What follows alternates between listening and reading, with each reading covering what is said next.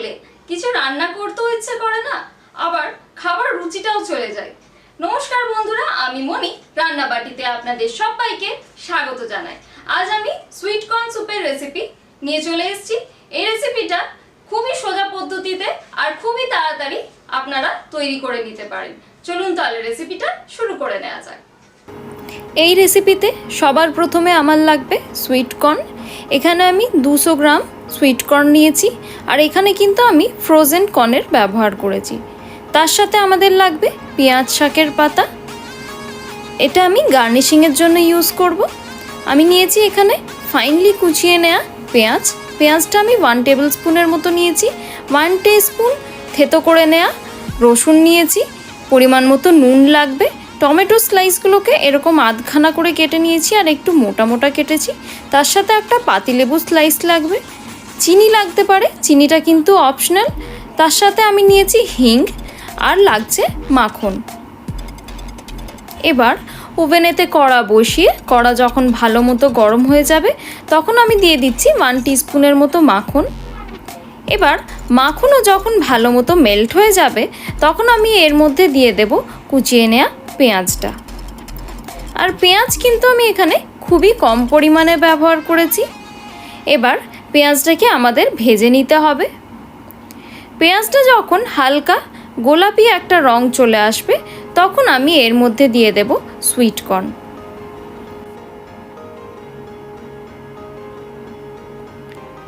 কিছুটা sweet corn কিন্তু আমি আগেই আলাদা করে রেখেছি ফাইনাল গার্নিশিংয়ে ব্যবহার করবার জন্য। সুইট কর্ন আমার দেয়া হয়ে গেছে। এবার আমি সব কিছুকে ভালো করে একটু ভেজে নেব। এখন আমি ওভেনের হিটটা কিন্তু মিডিয়াম টু হাই রেখেছি। এবার পরিমাণ মতো নুন দেব।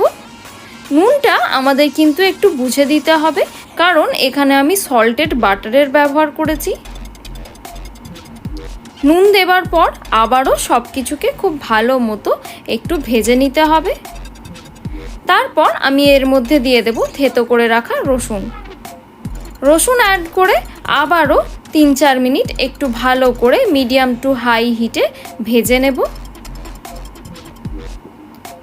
সব কিছু ভালো করে ভাজা হয়ে গেলে এবার এর মধ্যে দিয়ে দিচ্ছি আমি 4 কাপের মতো জল দিয়ে আবারও সব কিছুকে খুব ভালো করে মিশিয়ে নিচ্ছি। এবার চাপা দিয়ে আমি এটাকে কুক করব 5 থেকে 10 মিনিট। সুইট কর্ন খুব তাড়াতাড়ি সেদ্ধ হয়ে যায়, তাই এটা রান্না করতে বিশাল কিছু সময় কিন্তু লাগে না। এবার চাপা খুলে নিয়ে আবারও সব কিছুকে একটু নাড়াচাড়া করে নেব।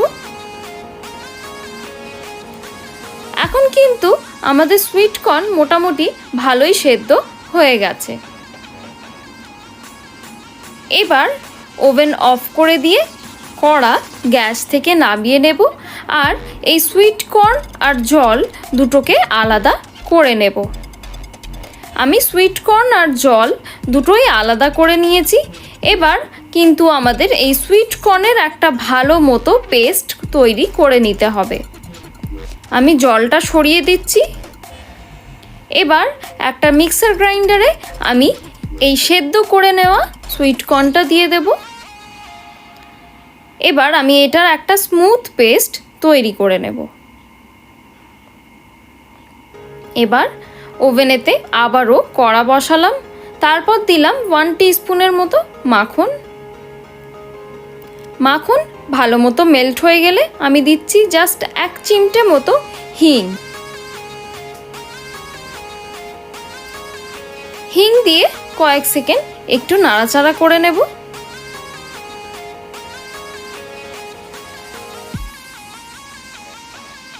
তারপর যখন একটা সুন্দর গন্ধ বেরিয়ে আসবে তখন আমি এর মধ্যে দিয়ে দেব এই তৈরি করে রাখা সুইট কর্নের পেস্টটা।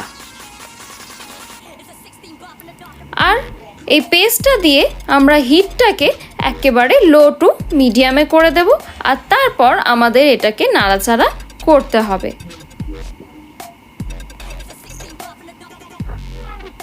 3-4 মিনিট ভালো মতো নাড়াচাড়া করবার পর আমি এই সুইট কর্ন সেদ্ধ করে রাখার জলটা এর মধ্যে দিয়ে দিলাম।